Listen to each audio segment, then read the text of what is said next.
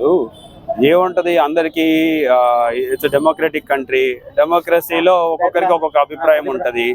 నిన్న అబుల్ కలాం ఆజాద్ గారి మేమేమో ఈ యొక్క సర్కిల్కి పేరుకి మాకా సర్కిల్ అని చెప్పేసి ఎప్పటి నుంచో మామూలుగా కొంతమంది పిలుస్తున్నారు, కొంతమందికి తెలియదు. అందరికీ తెలిసేలాగా ఈ సర్కిల్ని, ఎందుకంటే సలీం నగర్ సర్కిల్ అనుకుంటాము, లేకపోతే మున్సిపల్ ఆఫీస్ సర్కిల్ అంటారు, లేకపోతే ఇంకోటి అనుకుంటున్నారు.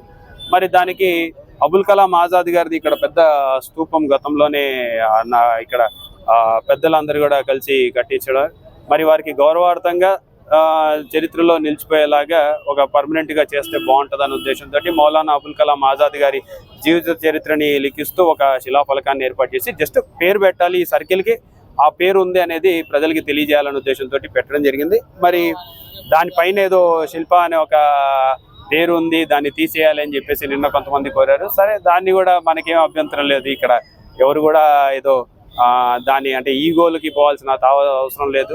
సో అది తీయమని చెప్పేసి నిన్న చెప్పారు. మళ్ళీ ఈ రోజు వచ్చేసి ఇంకొకరు వచ్చేసి పైన అసలు 3 పేర్లు కూడా ఉన్నాయి, అవి కూడా తీసేమన్నారు.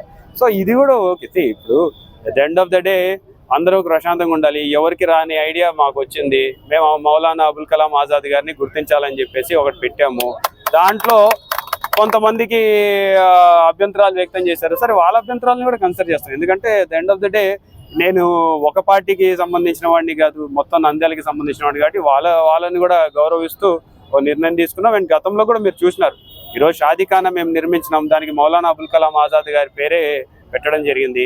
మరి గతంలో కొన్ని పార్టీలు షాదీఖానాలు నిర్మించినారు, వాళ్ళు ఏ పేర్లు పెట్టినారో మరి వారినే అడగాలి. మరి ఆ రోజు అభ్యంతరం రాలే, ఈ రోజు అభ్యంతరం వచ్చింది. సరే, నాకేం ఇబ్బంది లేదు, దాని గురించి పెద్ద ఈగోలు పోవాల్సిన పని లేదు.